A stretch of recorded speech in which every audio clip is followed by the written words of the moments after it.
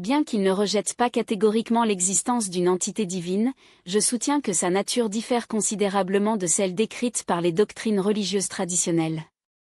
La conception d'un être suprême unique, qui exerce un contrôle absolu sur les destinations humaines, semble incompatible avec la persistance de la souffrance et de l'injustice dans le monde. La raison pour laquelle de telles adversités ne sont pas éliminées, dans mon point de vue, dans la nature collective de la conscience humaine, qui fonctionne comme un système interdépendant et non comme une hiérarchie centralisée. Je m'appellerai Katana, et ma trajectoire existentielle a été profondément transformée par une expérience de mort imminente, qui, jusque-là, j'ai approché avec un scepticisme radical. Ma vision du monde, avant cet épisode, était nettement athée, cependant, ce que j'ai vécu a transcendé tout paradigme matérialiste, me conduisant à une conviction inébranlable au sujet de la réalité de ce phénomène. Pour contextualiser mon existence avant cet événement, il est nécessaire de retourner dans l'enfance, une période marquée par un environnement domestique en difficulté, plein de conflits récurrents et de traumatismes. Au milieu de ce scénario défavorable, il a cherché refuge dans des espaces bruyants et isolés, où il pouvait s'éloigner des tensions familiales. À cette époque, 1970 ou 1980, les ressources technologiques actuelles telles que la télévision, les téléphones portables ou les ordinateurs étaient inexistantes. Ainsi, ma seule occupation consistait à jeter un œil au mur de la pièce, dans un état d'immobilité forcée, en attendant le temps de passer. C'est dans ce contexte de privation sensorielle qui, toujours dans la petite enfance, entre 5 et 7 ans, j'ai développé la capacité de percevoir au-delà de la matérialité immédiate. Peu à peu, j'ai commencé à discerner l'énergie sous-jacente qui constituait des objets physiques, comme si une couche invisible de réalité se transformait dans mes yeux. Bien que je n'ai pas attribué un sens à ces perceptions à l'époque, ils deviendraient fondamentaux des décennies plus tard, quand, à l'âge de 20 ans, j'ai vécu l'expérience Casides qui redéfinirait ma compréhension de l'existence. L'épisode s'est produit dans ma résidence familiale, où je vivais toujours avec mes parents. Ma chambre, située au 2e étage, était directement au-dessus de la cuisine, où un poêle à gaz avait une fuite non cochée. La nuit, pendant le sommeil, inhalait en continu les vapeurs toxiques qui montent de l'étage inférieur, sans aucune conscience du danger imminent. Le lendemain matin, ma mère, en allumant le poêle pour préparer le petit déjeuner, a provoqué une explosion instantanée, entraînant des flammes qui se sont répandues sur le mur. Malgré le feu et la fumée qui en résultent, aucun de ces éléments ne représentait la plus grande menace pour mon intégrité. Le risque réel résidait à un empoisonnement au monoxyde de carbone, qui avait déjà gravement compromis mon corps. Alors que les pompiers et la police sont arrivés sur les lieux, où mon père, étonnamment, a réussi à contenir rapidement les flammes, je suis resté inconscient dans la pièce. Le bruit des sirènes et des sauveteurs m'a finalement réveillé, bien que ma capacité motrice ait été gravement altérée. Quand j'ai essayé de me lever, j'ai réalisé que mes membres inférieurs avaient perdu des fonctionnalités, ainsi que ma tête, qui semblait immobilisée par le poids. Seul son bras droit a répondu aux commandes neurologiques, lui permettant, avec des efforts surhumains, m'a entraîné au bord du lit. Le processus était lent et intermittent, il a avancé quelques centimètres, évanoui et a été relancé par le bruit de l'étage inférieur. Dans la 3e ou 4e tentative, j'ai compris, avec une clarté pénible, que ma survie dépendait de la capacité d'abandonner ce lit. Une intuition inexplicable m'a averti de la gravité de la situation, bien que j'aie ignoré sa cause.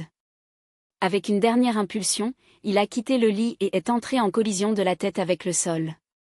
À ce stade, il y avait un phénomène singulier, bien qu'il ait enregistré l'impact, aucune douleur n'a été perçue. La raison en était simple mais choquante, mon corps physique ne détenait plus ma conscience. Au lieu de cela, je me suis retrouvé à flotter près du plafond, à observer, à partir d'un angle neutre de l'environnement, mon propre cadavre s'étendait sur le sol. Contrairement à toute attente de panique, j'ai ressenti une vague d'extase indescriptible, accompagnée d'un sentiment de libération et de plénitude. Les couleurs environnantes ont gagné une intensité surnaturelle, et même la vision de mon corps inerte a été imprégnée de vitalité paradoxale. C'est alors qu'une lumière blanche conique, similaire à un projecteur, a éclaté du coin adjacent de la pièce, non dirigée vers mon corps physique mais à mon essence énergique. Alors que j'approchais de ce flash, une hésitation initiale a été dissipée par la présence d'une entité à l'intérieur, dont l'identité, le sexe ou la forme restent indéterminés. Une voix sereine, sans origine perceptible, est allée vers moi avec les mots « Très bien, Ray. Vous pouvez entrer dans la lumière. Il n'y a aucune raison de peur. » Cette garantie était suffisante pour continuer, immergé dans une euphorie croissante dont l'ampleur a dépassé toute expérience terrestre précédente. Le désir de rester dans cet état était écrasant, cependant, mon attention a été brusquement redirigée vers le plan physique, où mon père, dans un geste atypique de désespoir, est entré dans la pièce, a élevé mon corps et a pleuré pour une aide médicale. Notre relation, jusque-là, avait été marquée par une distance affective et des conflits non résolus. Le souvenir de ces câlins tout au long de sa vie pouvait être raconté dans les doigts d'une main, et l'un d'eux s'est produit juste au moment où je n'habille plus ce corps. La perspective de la reconstruction de ce lien, désormais imprégné d'une véritable affection, est devenue un impératif émotionnel. Dans un acte qui ressemblait à une négociation silencieuse avec l'entité lumineuse, j'ai exprimé le désir de revenir, arguant que je ne pouvais pas laisser mon père dans cet état d'angoisse. Immédiatement après ce plaidoyer, ma conscience a été réinsérée dans le corps physique. Lorsque j'ai couvert les sens, ce n'était plus dans la chambre, mais sur le sol du salon, entouré d'ambulanciers paramédicaux qui employaient un équipement de réanimation de toute urgence. Tout en échangeant des informations techniques entre nous, nous avons besoin de l'ambulance maintenant. Il doit être emmené à l'hôpital immédiatement. Moi, paradoxalement, je me suis senti revigoré. Mes paroles, cependant, semblaient incompatibles avec les professionnels, je suis génial. Je ne me suis jamais senti aussi bien. Ne vous inquiétez pas, il n'y a aucune raison d'alarmer. Comme ils lui ont demandé s'ils avaient également été témoins de la lumière ou entendu leur voix, j'ai été accueilli avec des yeux de perplexité et d'incrédulité. L'hypothèse selon laquelle ma santé mentale a été compromise m'a traversé l'esprit avec une force écrasante. Compte tenu de cette possibilité, j'ai brusquement interrompu mes déclarations et permis au sauveteur de faire des procédures médicales, empêchant ainsi mon récit, déjà si mal compris, entraînant un résultat encore plus indésirable, la référence à une institution psychiatrique. Sans autre question, j'ai été emmené à l'ambulance, dont le déplacement pour l'hôpital était au milieu d'un silence chargé de réflexions que je ne pouvais pas complètement élaborer. L'expérience qui venait de vivre a été radicalement confrontée à la vision du monde qui avait construit tout au long de mon existence. Créé dans un environnement marqué par des conflits, de la violence et un profond ressentiment, j'avais adopté l'athéisme non pas comme un choix philosophique pondéré, mais comme une réaction instinctive à l'absence de toute preuve tangible qui justifiait la croyance en quelque chose de transcendant. Cette position sceptique a persisté même après l'expérience de la mort imminente, quand, essayant de partager le rapport avec la famille et les amis, je suis tombé sur le scepticisme encore plus véhément que le mien. Les réponses étaient unanimes et sincèrement, vous êtes fou. Vous ne savez pas de quoi vous parlez. Cela n'existe pas. Étant donné l'impossibilité de valider mon expérience, après tous, à ce moment-là, l'accès à l'information était limité, et le concept d'expérience de Casides n'avait pas encore été largement disséminé, j'ai choisi de faire taire, enterrant cet épisode dans la renommée la plus profonde de ma mémoire. Cependant, l'impact de ces moments ne s'est pas dissipé. Au contraire, une sorte d'indifférence à la mort a été établie, un sentiment d'invulnérabilité qui m'a paradoxalement conduit à rechercher des situations de risque extrême. À l'âge de 20 ans, sans crainte qui freine généralement les impulsions autodestructrices, j'ai été impliqué dans des activités dangereuses, travaillant pour des individus dont l'existence est orbitée en marge de la légalité. À plus d'une occasion, j'ai été immergé dans des scénarios où la violence était imminente, et c'est précisément dans ces circonstances que la présence de cet être, dont la voix avait entendu durant. Vous êtes à nouveau l'expérience de la mort presque manifestée. Je me souviens très bien d'un épisode dans lequel, abrité sous le comptoir d'un établissement tandis que des coups de feu ont été tirés, j'ai entendu une instruction impérative clairement, porte latérale. Porte latérale. Porte latérale. Ma réponse initiale a été la résistance, non, je ne peux pas aller là-bas, le tireur me verra, mais l'insistance de la voix, couplée à l'absence d'alternative, m'a amené à céder. Qu'est-ce que je dois perdre ? Je me suis demandé avant d'aller à la sortie indiquée. Ce qui a suivi était une séquence d'événements aussi improbables que précis. Après avoir traversé un long couloir, j'ai trouvé mon véhicule garé dans un endroit où je ne le quitterai jamais, comme si une force invisible avait guidé mes actions quelques heures plus tôt. Ce n'était pas une coïncidence isolée. Au fil des ans, des situations similaires ont été répétées, confirmant la présence d'intelligence qui a en quelque sorte interféré dans ma réalité. Un autre exemple remarquable s'est produit dans ma jeunesse, quand, traîné par un courant sous-marin, je me suis retrouvé à la merci des eaux, incapable de retourner à la plage. Panique commençait à s'installer lorsque la même voix, maintenant serein et affirmé, m'a conseillé, calmez-vous. Dépense latéralement. Prenez le temps au besoin. J'ai suivi l'instruction sans hésitation, malgré mon inexpérience et mon jeune âge. Le résultat a été une arrivée pénible mais sûre sur la côte, un résultat qui, selon toutes les lois de la physique et de l'instinct de survie, n'aurait pas dû se produire. Le calme qui m'a envahi à ce moment n'était pas naturel, il a été induit, comme si une présence externe avait pris le contrôle de mes émotions pour assurer ma survie. Malgré ces interventions indubitables, le manque de validation sociale m'a amené à me retirer vers le scepticisme original. L'athéisme, bien que maintenant ébranlé, est resté un refuge intellectuel, un moyen d'éviter la confrontation avec une réalité qui a contesté toutes mes convictions. Cependant, quelque chose avait changé dans ma perception du monde. Des années plus tard, en déménageant dans mon premier appartement, je suis tombée sur des phénomènes qui ne pouvaient pas être expliqués par la raison. L'espace, bien que vide dans les yeux, semblait peuplé de présences invisibles qui ont observé mes mouvements. Les objets ont été manipulés sans intervention humaine, la télévision s'est activée et désactivée seule, les canaux ont changé sans toucher la télécommande, et les appels téléphoniques, toujours dépendants des lignes fixes, ont été brusquement interrompus. Ces événements, initialement attribués à un présumé de l'endroit, ont été répétés dans ma deuxième résidence, me forçant à reconnaître une vérité inquiétante, ils n'étaient pas les environnements habités, mais moi-même. La prise de conscience que ma perception a extrapolé les limites du monde matériel était progressive, à bien des égards, terrifiante. Cependant, ce n'est qu'avec l'arrivée de la paternité que l'urgence d'une transformation intérieure est devenue indéniable. La responsabilité des autres vies exigeait qu'il abandonnait les dépendances et les comportements autodestructeurs, commençant un processus de reconstruction qui m'a inévitablement amené à revisiter l'expérience du quasi-décès et ses implications. Peu à peu, j'ai compris que la réalité n'était pas épuisée dans le tangible, bien qu'elle n'ait pas encore les outils conceptuels pour définir ce qui existait au-delà. Ce processus redécouvert a abouti à une réunion décisive, la relation avec ma deuxième épouse, dont la trajectoire spirituelle m'a fourni un cadre pour interpréter ces expériences. M'éloignant des récits religieux dogmatiques, qui façonnent souvent les expériences quasi-décès selon les croyances préétablies, j'ai commencé à chercher une compréhension de la science et de la transcendance intégrée. De ce point de vue, l'idée d'un Dieu anthropomorphe, tel que décrit par les institutions religieuses, a cédé la place à la notion de conscience collective, dans les termes explorés par Carl Jung, une intelligence universelle dont nous faisons tous partie et à laquelle nous sommes intrinsèquement connectés. En ce sens, les paroles attribuées à Jésus, « Le royaume de Dieu est en vous », supposons un nouveau sens, détaché de tout exclusivisme théologique.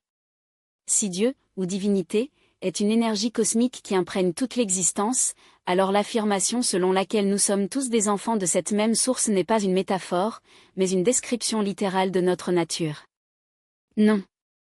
Et donc il traite d'une relation hiérarchique ou d'un privilège spirituel, mais d'une identité partagée, l'univers en nous et en nous dans l'univers, dans une symbiose qui transcende les frontières entre le sacré et le profane.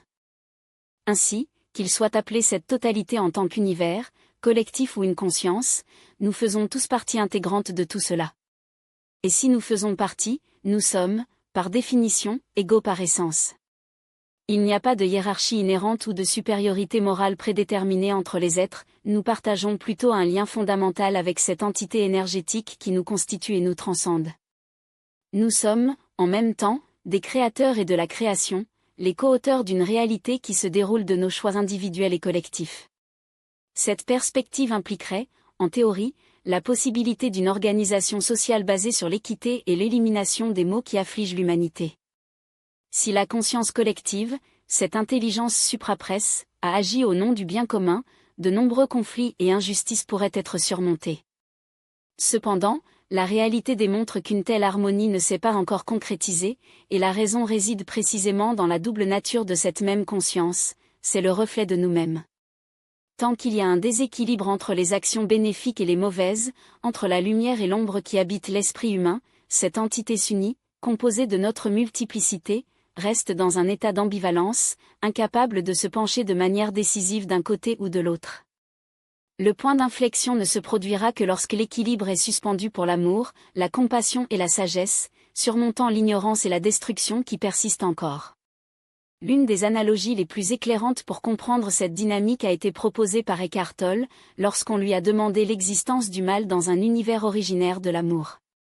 Dans son explication, le soleil symbolise la source divine ou une conscience, ce principe de génération qui soutient toute la vie. Tout comme le soleil dégage de l'énergie vitale à la Terre, permettant l'existence et le maintien des êtres vivants, la divinité ou le collectif infusé dans chaque individu l'étincelle qui l'anime. Cependant, ce que chacun fait avec cette énergie a reçu est sa seule responsabilité. Il ne peut pas être attribué au soleil au blâme pour les actions d'un être qui, en recevant sa lumière, choisit de semer la douleur au lieu de l'amour. De la même manière, si l'essence cosmique nous donne la vie, c'est à nous de décider comment l'utiliser, construire ou détruire, unir ou se diviser. Cette liberté inhérente à l'acte créatif, qui nous fait, en même temps, des conteneurs et des agents de l'énergie universelle, explique la présence de ce que nous acceptons d'appeler mal. Nous sommes des individus dans la mesure où nous assimilons cette énergie et la transformons en existence, mais nous sommes également responsables des choix que nous faisons avec. Cette dualité entre l'uno et le multiple, entre l'unité originale et la diversité des trajectoires individuelles, semble être la clé pour comprendre non seulement la complexité de l'expérience humaine, mais aussi le but sous-jacent à leur évolution spirituelle.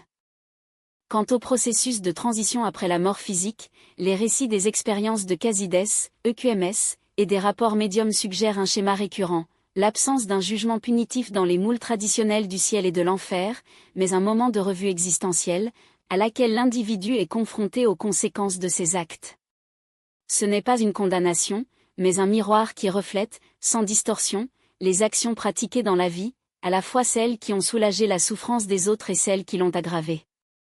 Cette revue, décrite par beaucoup comme une « évaluation de la vie », ne vise pas à infliger des sanctions mais à favoriser la compréhension. Ceux qui reviennent de telles expériences, en particulier ceux qui éprouvent même cette étape, émergent profondément transformés, porteurs de clarté morale qui leur était autrefois inaccessible.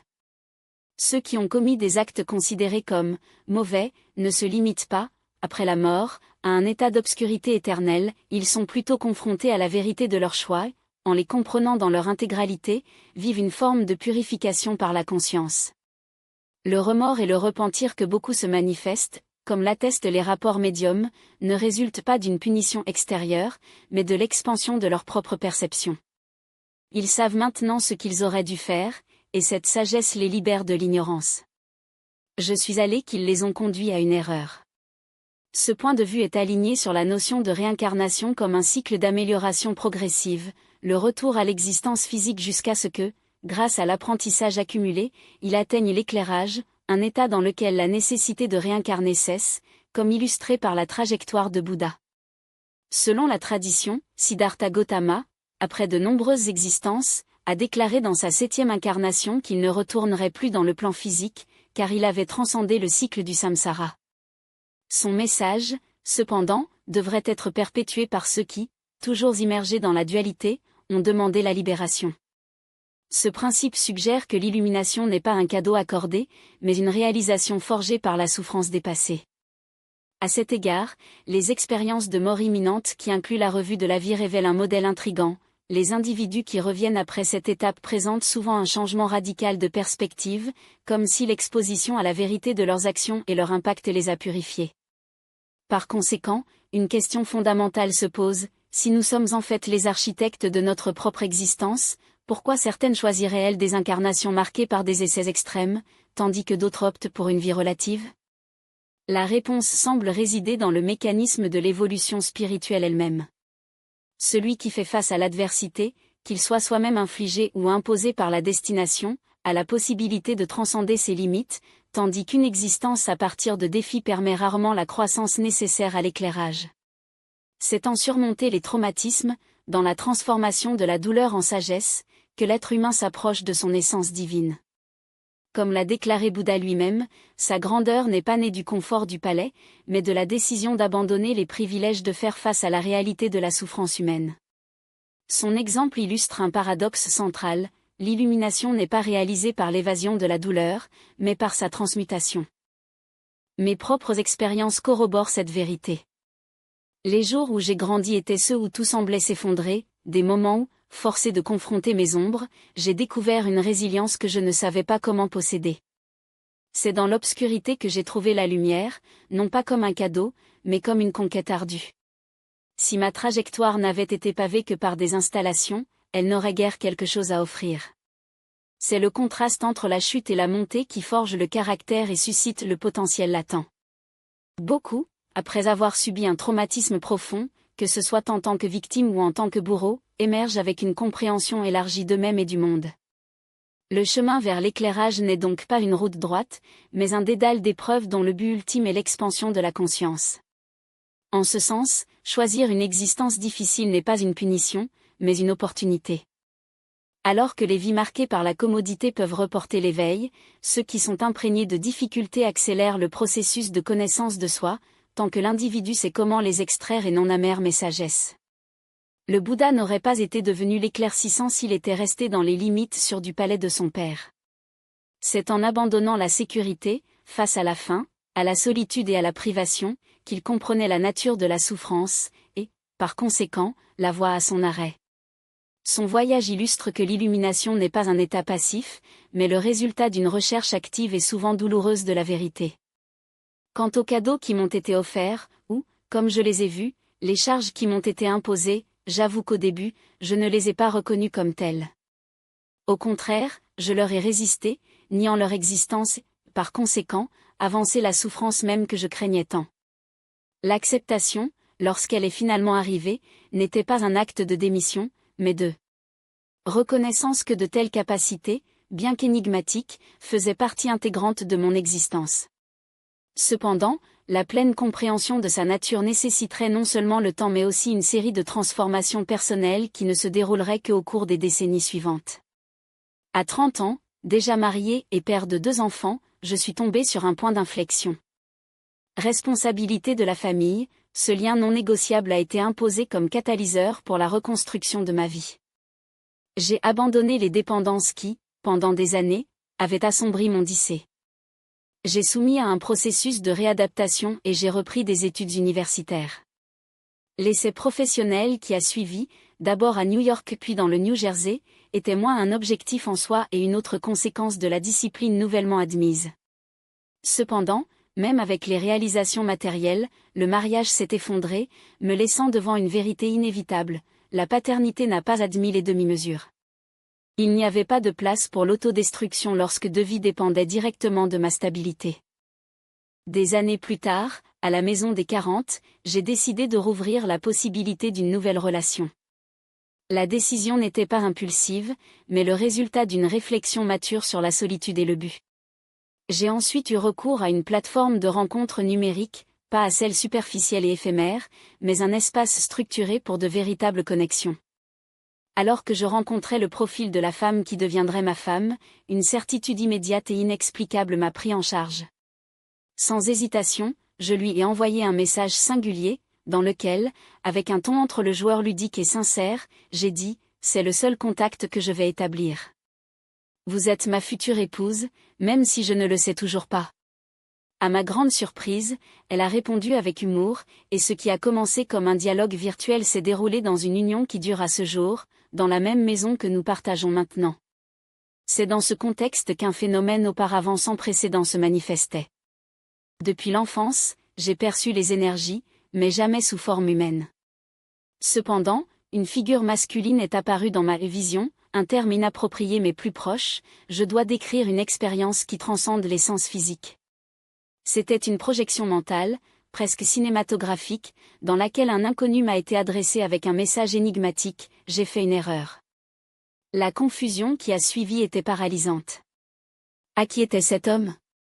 Pour qui était le message? Et, surtout, comment l'interpréter? Surmonter la peur d'être taxé comme délirant, j'ai décidé de partager ce qui s'est passé avec mon compagnon. Sa réaction, cependant, a renversé toutes mes attentes. Au lieu de rejet ou de scepticisme, elle a reconnu dans la description des caractéristiques indubitables de son défunt père, dont la présence, a-t-elle dit, avait déjà été attestée par des médiums à des occasions précédentes. La coïncidence, si elle peut être appelée, a secoué les fondements de mon scepticisme. Jusque-là, j'ai jeté toute notion de vie après la mort, la médiumnité ou les phénomènes spirituels. Soudain, je me suis vu confronté à une réalité qui a contesté tout mon cadre rationnel. Le sommet de ce voyage s'est produit pendant l'écriture de You Still Alive, maintenant Agi Like It, mon deuxième livre. En le concluant, j'ai vécu ce que je ne peux décrire que comme un réveil spirituel, une dissolution d'émotions négatives non pas dans le sens de son élimination, mais d'une transformation radicale dans ma relation avec eux. Ils sont venus exister en moi, mais plus comme moi. De cette rupture est venu un dilemme éthique, bien que j'ai reconnu le potentiel de ma sensibilité médiumistique, je n'étais pas prêt à l'exercer. J'ai communiqué à mon mentor que, à ce moment, ma mission résidait dans un autre domaine, faciliter l'éveil des autres grâce à des connaissances systématisées. Ainsi, je me suis consacré à l'intégration des principes de la physique quantique, des neurosciences et de la spiritualité dans une méthode réplicable déterminée, dans la mesure du possible, du traumatisme qui a marqué ma propre trajectoire. Mon objectif n'était pas seulement de raconter une expérience personnelle, mais d'offrir un chemin accessible à ceux qui recherchent une transformation similaire. Aujourd'hui, parmi l'écriture, l'enseignement et l'accompagnement des individus dans leur voyage, je persiste dans la conviction que les connaissances que j'ai acquises ne devraient pas rester confinées. Si ma vie a conduit une métamorphose aussi profonde, il est nécessaire d'étendre cette possibilité aux autres, gratitude pour l'opportunité de contribuer.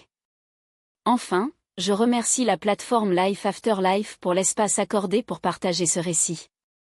Puisse-t-il ne servir pas de récit isolé, mais comme une invitation à la réflexion sur les dimensions encore inexplorées de l'existence humaine.